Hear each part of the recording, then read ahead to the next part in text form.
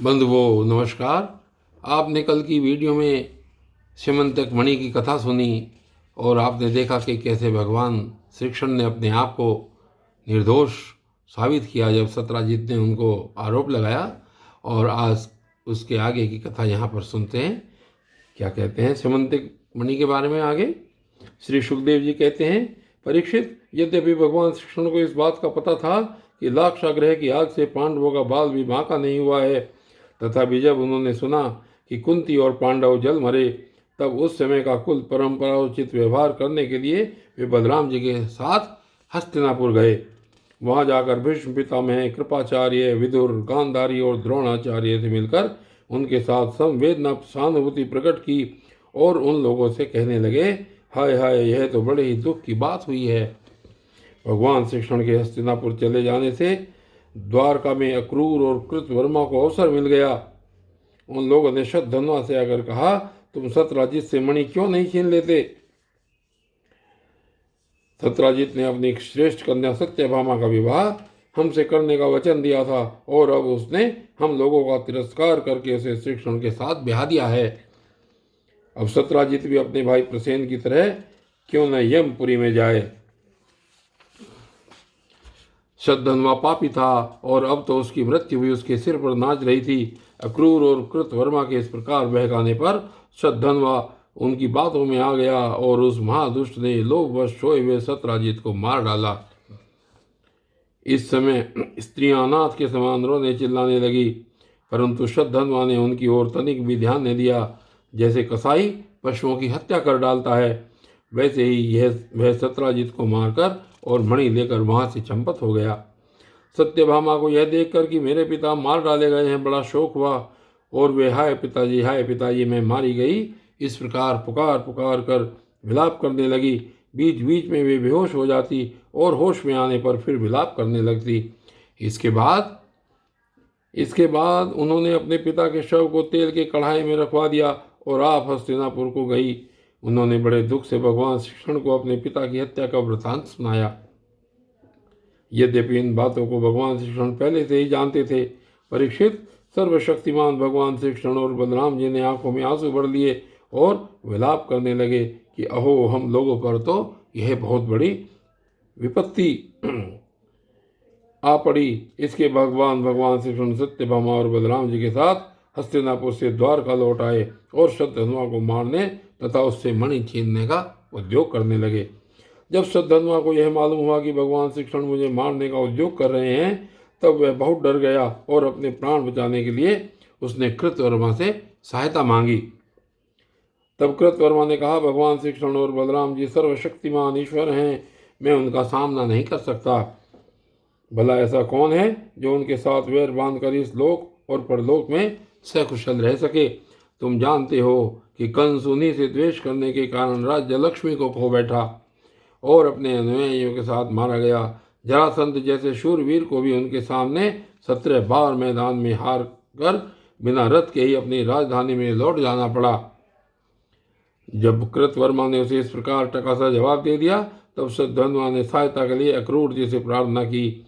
उन्होंने कहा, भाई ऐसा कौन है जो सर्वशक्तिमान भगवान का बल पुरुष जानकर भी उनसे वैर विरोध ठाने? जो भगवान खेल खेल में ही इस विश्व की रचना रक्षा और संहार करते हैं तथा जो कब क्या करना चाहते हैं, इस बात को माया से मोहित ब्रह्मा आदि विश्व विधाता भी नहीं समझ पाते। जिन्होंने 7 वर्ष की अवस्था में जब वे निरे बालक थे, एक हाथ से ही गिरिराज गोवर्धन को उखाड़ लिया और जैसे नन्हे नन्हे बच्चे बरसाती छाता को उखाड़ कर हाथ में रख लेते हैं, वैसे ही खेल खेल में 7 दिनों तक उसे उठाए रखा। मैं तो उन भगवान श्री कृष्ण को नमस्कार करता हूँ। उनके कर्म अद्भुत हैं, वे अनंत अनादि एक रस और आत्मस्वरूप हैं। मैं उन्हें नमस्कार करता हूँ। जब इस प्रकार अक्रूर जी ने भी उन्हें कोरा जवाब दे दिया, तब शतधन्वा ने शमंतक मणि उनके पास रख दी और आप 400 कोस लगातार चलने वाले घोड़े पर सवार होकर वहां से फुर्ती से भागा। परीक्षित, भगवान श्री कृष्ण और बलराम दोनों भाई अपने उस रथ पर सवार हुए जिस पर गरुड़ चिन्ह से चिन्हित ध्वजा फहरा रही थी और बड़े वेग वाले घोड़े जुते हुए थे। अब उन्होंने अपने ससुर सत्यराजीत को मारने वाले शतधन्वा का पीछा किया। मिथिलापुरी के निकट उसे एक उपवन में सतधनवा का घोड़ा गिर पड़ा। अब वह उसे छोड़कर पैदल ही भागा। वह अत्यंत भयभीत हो गया था। भगवान श्री कृष्ण भी क्रोध करके उसके पीछे दौड़े। शतधनवा पैदल ही भाग रहा था, इसलिए भगवान ने भी पैदल ही दौड़कर अपने तीक्ष्ण धार वाले चक्र से उसका सिर उतार दिया और उसके वस्त्रों में स्यमंतक मणि को ढूंढा। परंतु जब मणि मिली नहीं, तब भगवान श्री कृष्ण ने बड़े भाई बलराम के पास आकर कहा, हमने शतधनवा को व्यर्थ ही मारा, क्योंकि उसके पास स्यमंतक मणि तो है ही नहीं। बलराम जी ने कहा, इसमें संदेह नहीं कि शतधनवा ने स्यमंतक मणि को किसी न किसी के पास रख दिया है। अब तुम द्वारका जाओ और उसका पता लगाओ। मैं विदेह राज से मिलना चाहता हूँ, क्योंकि वे मेरे बहुत ही प्रिय मित्र हैं। परीक्षित, यह कहकर यदुवंश शिरोमणि बलराम जी मिथिला नगरी में चले गए। जब मिथिला नरेश ने देखा कि पूजनीय बलराम जी महाराज पधारे हैं, तब उनका हृदय आनंद से भर गया। उन्होंने झटपट अपने आसन से उठकर अनेक सामग्रियों से उनकी पूजा की। इसके बाद भगवान बलराम जी कई वर्षों तक मिथिलापुरी में ही रहे। महात्मा जनक ने बड़े प्रेम और सम्मान से उन्हें रखा। इसके बाद समय पर धृतराष्ट्र के पुत्र दुर्योधन ने बलराम जी से गदा युद्ध की शिक्षा ग्रहण की।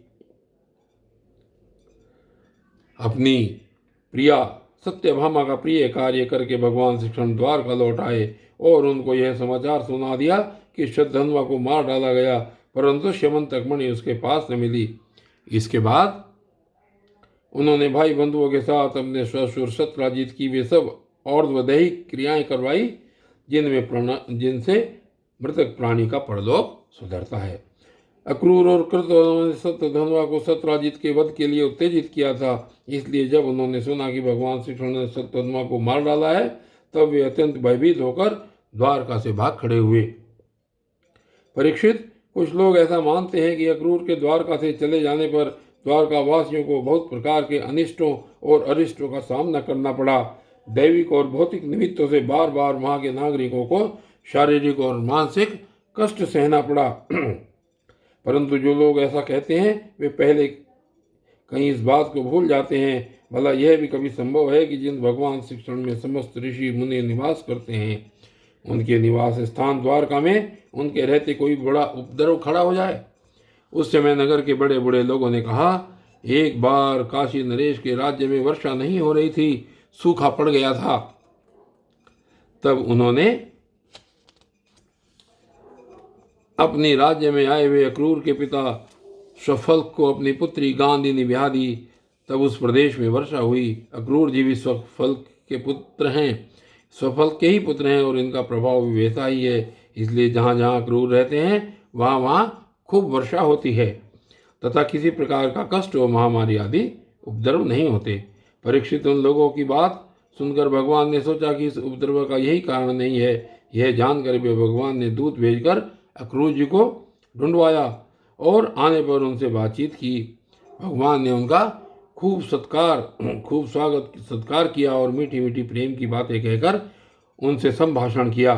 परीक्षित, भगवान सबके चित्त का एक एक संकल्प देखते रहते हैं, इसलिए उन्होंने मुस्कुराते हुए अक्रूर से कहा, चाचा जी, आप दान धर्म के पालक हैं। हमें यह बात पहले से ही मालूम है कि शतधनवा आपके पास वह स्यमंतक मणि छोड़ गया है, जो बड़ी ही प्रकाशमान और धन देने वाली है। आप जानते ही हैं कि सत्यराजित के कोई पुत्र नहीं है, इसलिए उनकी लड़की के लड़के उनके नाती ही उन्हें तिलांजलि और पिंडदान करेंगे, उनका ऋण चुकाएंगे और जो कुछ बच रहेगा उसके उत्तराधिकारी होंगे। इस प्रकार शास्त्रीय दृष्टि से यद्यपि स्यमंतक मणि हमारे पुत्रों को ही मिलनी चाहिए, तथापि वह मणि आपके ही पास रहे, क्योंकि आप बड़े व्रतनिष्ठ और पवित्र आत्मा हैं तथा दूसरों के लिए उस मणि को रखना अत्यंत कठिन भी है। परंतु हमारे सामने एक बहुत बड़ी कठिनाई यह आ गई है कि हमारे बड़े भाई बलराम जी मणि के संबंध में मेरी बात का पूरा विश्वास नहीं करते। इसलिए महाभाग्यवान अक्रूर जी, आप वह मणि दिखाकर हमारे इष्ट मित्र बलराम जी, सत्यभामा और जामवती का संदेह दूर कर दीजिए और उनके हृदय में शांति का संचार कीजिए। हमें पता है कि उस मणि के प्रताप से आजकल आप लगातार ही ऐसे यज्ञ करते रहते हैं जिनमें सोने की वेदियां जिनमें सोने की वेदियां बनती हैं। परीक्षित, जब भगवान श्री कृष्ण ने इस प्रकार सांत्वना देकर उन्हें समझाया बुझाया, तब अक्रूर जी ने वस्त्र में लिपटी हुई सूर्य के समान प्रकाशमान वह मणि निकाली और भगवान श्री कृष्ण को दे दी। भगवान श्री कृष्ण ने वह श्यामंतक मणि अपने जाति भाइयों को दिखाकर अपना कलंक दूर किया और उसे अपने पास रखने में समर्थ होने पर भी पुनः अक्रूर जी को लौटा दिया। सर्वशक्तिमान सर्वव्यापक भगवान श्री कृष्ण के पराक्रमों से परिपूर्ण यह आख्यान समस्त पापों, अपराधों और कलंकों का मार्जन करने वाला तथा परम मंगलमय है। जो इसे पढ़ता, सुनता अथवा स्मरण करता है, वह सब प्रकार की अपकीर्ति और पापों से छूटकर शांति का अनुभव करता है। और बंधुओं, आज की इस वीडियो में सिर्फ इतना ही, और इसके आगे की कथा फिर सुनते रहेंगे। तब तक के लिए धन्यवाद।